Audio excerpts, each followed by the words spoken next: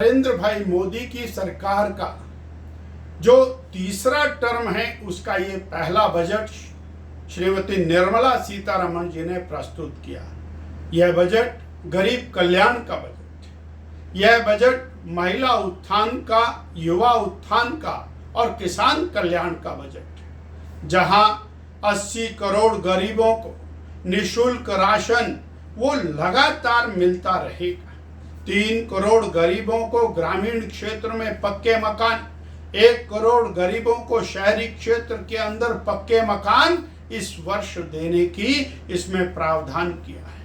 ग्रामीण विकास की दृष्टि से 2,52,000 करोड़ रुपए का प्रावधान और शहरों के संपूर्ण विकास के लिए 10 लाख करोड़ रुपए का जो प्रावधान किया है वो शहर और ग्रामीण विकास के लिए एक अनूठा संगम वो इस बजट के अंदर दिखाई देता है। जहां युवाओं की दृष्टि से और 1,52,000 करोड़ रुपए के बजट का प्रावधान शिक्षा और स्वरोजगार की दृष्टि से उपलब्ध कराया है, वही 1 करोड़ युवाओं को और ट्रेनिंग की दृष्टि से प्रावधान करते हुए 5,000 रुपया महीना उनको ट्रेनिंग के दौरान दिया जाएगा।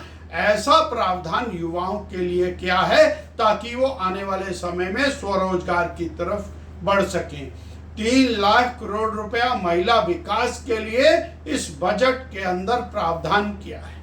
किसानों को मिलने वाली किसान सम्मान निधि वो 9 करोड़ किसानों को वो जारी रहने वाली है। साथ ही 1 करोड़ किसानों को विशेष पैकेज की दृष्टि से उनकी कृषि में विकास करके और उनकी आमदनी को बढ़ाने का प्रावधान किया जाएगा। इसी के अंदर मूंगफली है, तिलहन है और अन्य जो ऐसी चीजें हैं जिसके कारण किसान की आमदनी बढ़ती है, दलहन इत्यादि, उन्हें बढ़ाने का प्रावधान करते हुए किसान को मजबूत करने का प्रावधान किया जाएगा और उसकी एमएसपी को इस कदर बढ़ाया जा रहा है ताकि कम से कम 50% का प्रॉफिट मेरे किसान को प्राप्त हो।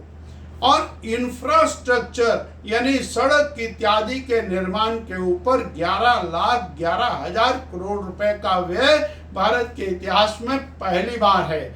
लगभग 40,000 किलोमीटर 4 लेन हाईवेज का निर्माण, 6 लेन, 8 लेन, 10 लेन हाईवेज का निर्माण और इसी तरह से 60,000 किलोमीटर ग्रामीण सड़कों के निर्माण का प्रावधान इस बजट के अंदर किया है। अगर हम हिमाचल के परिप्रेक्ष्य में देखें तो हिमाचल गांव में बसता है, बहुधा किसान है, तो किसानों के लिए, ग्रामीण के लिए, गरीब के लिए जो बजट के प्रावधान है वो हिमाचल को लाभ करते हैं।